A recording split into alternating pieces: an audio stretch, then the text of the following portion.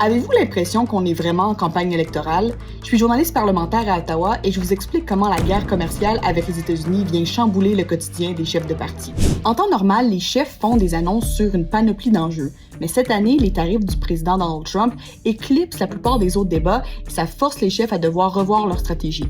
Cette semaine, par exemple, le chef libéral Mark Carney a dû interrompre sa campagne pour revenir à Ottawa, remettre ses habits de premier ministre et préparer le plan de riposte du Canada face aux tarifs américains qui visent le secteur automobile.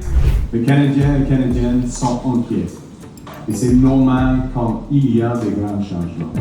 Nous vivons dans un nouveau monde et ça vient avec de nouveaux défis. Et c'était pas la première fois que le chef libéral devait reprendre ses fonctions de premier ministre pendant la campagne. Il l'avait fait au tout début lorsqu'il a eu son appel avec le président Donald Trump, justement pour parler des tarifs. Ça, c'est un contexte qui est assez particulier pour les autres partis d'opposition parce que nécessairement, c'est beaucoup de temps où les projecteurs sont davantage rivés sur le chef libéral et premier ministre Mark Carney et ça leur laisse beaucoup moins d'espace dans la sphère médiatique. Mais déjà, on voit un certain changement de stratégie du côté du chef conservateur Pierre Poilievre. Au début de la campagne, il parlait beaucoup d'enjeux comme la taxe carbone, le coût de la vie et la criminalité. Mais maintenant, dans ses points de presse, il passe beaucoup de temps à parler de la crise tarifaire et d'expliquer aux gens comment lui serait la meilleure personne pour gérer la crise s'il devenait premier ministre.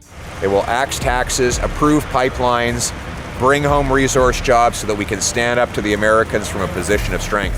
Les chefs des autres partis comme le Bloc québécois, le NPD et le Parti vert ont eux aussi axé plusieurs de leurs politiques sur la guerre commerciale avec les États-Unis parce que c'est devenu, sans le moindre doute, la question de l'urne. Si vous avez des questions sur la campagne électorale en cours, écrivez-moi en commentaire et ça va me faire plaisir d'y répondre.